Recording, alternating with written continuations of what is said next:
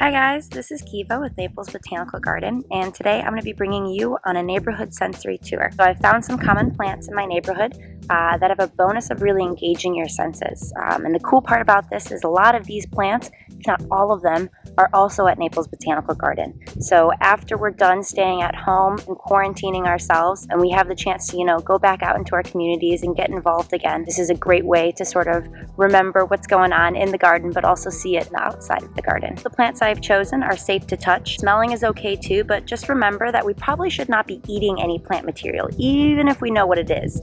We don't know what our neighbors like to do to their plants, whether they use pesticides or natural oils for pest management.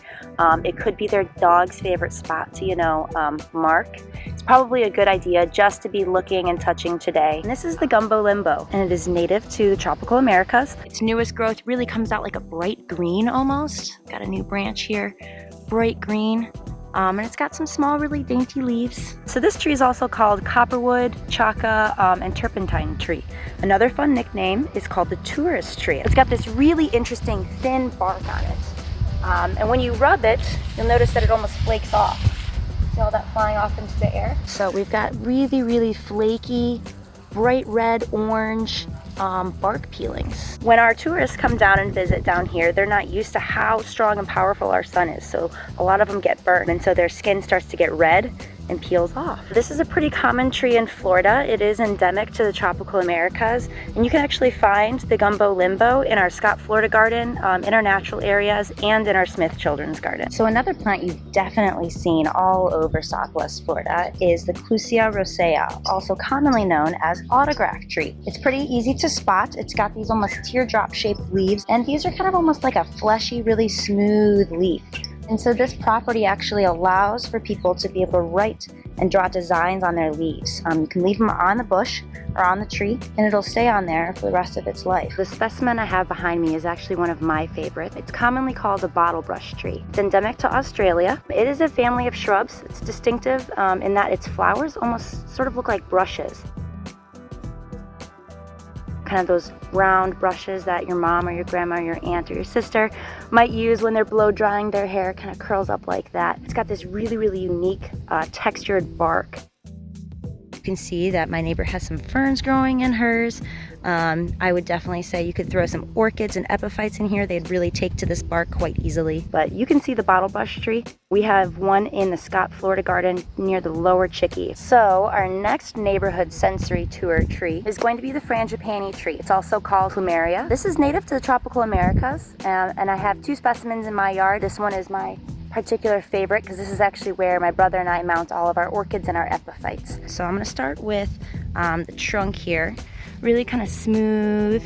It does have a little bit of texture, slightly raised. It's kind of fun to follow some of these lines up and down, but you can see for the most part the color is pretty much a grayish green and almost stick-like. So when we look at this, it looks like a bunch of sticks that are just holding up these little bouquets. Now is the time more than ever to be looking at the frangipani.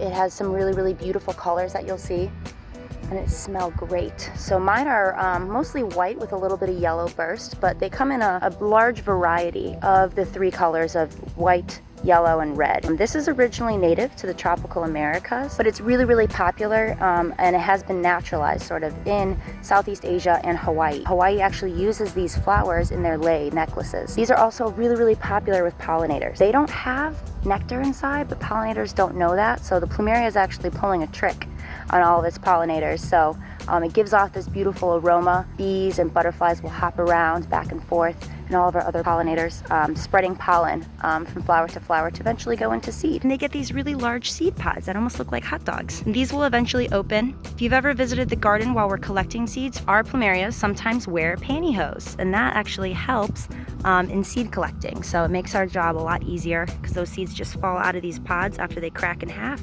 kind of peel open, and then those kind of float on out. So we're able to catch them. Naples Botanical Garden itself is actually housing the National Plumeria Collection. So we have plumeria all over our garden, especially in the Asian garden, as well as out on towards our natural areas by our new horticulture campus. All right, so the next specimen I have to show you is Magnolia grandiflora, also known as Southern Magnolia. This is native to the southeastern United States. Its cones on the inside of it are typically yellow after they bloom. And these are the inner portion of the bloom itself, so when they fall off, they almost look like pine cones in a way. Pretty cool. You can use this in fun crafts. You can maybe paint this, turn it into an ornament, something like that. Definitely see how those leaves are shiny in the sun. So we definitely have that shiny top portion of it. Really reflects the sun very, very well. And on the bottom, we have this soft, almost like a lamb's ear, it feels like. Really, really nice and soft on the bottom. And brown. See how it's green on top, brown on the bottom? You might see some darker color variations like we have over here. Got another big bloom right up there, you see it? We had some bees in this earlier that were looking like they were trying to take a pollen bath almost. But big, big white blooms that almost fall apart. And remember that cone, that pine cone thing I was showing you earlier? That's it right there in fresh form in the middle of that flower. So that's where the bees are getting its pollen from, and that's what's going to eventually turn into the seed pod after it's done. All right, and we have a royal Poinciana behind me right now, well, and over me. It's got a huge canopy. When the royal Poinciana is flowering, they make big, beautiful red flowers. Their leaves are fern-like, very, very soft to the touch. So we're gonna see a lot less of those blooms and a lot more of these. These are giant seed pods that fall from the tree. They can get up to about 18 inches long. And usually when they're whole, each little slot, kind of like almost a backgammon board or a mancala board, is filled with little seeds. They shake and they hang down pretty long. So these are kind of cool to find if you're walking around. You can pick these up and shake them on your way home. You see those fern-like leaves above you, really soft to the touch.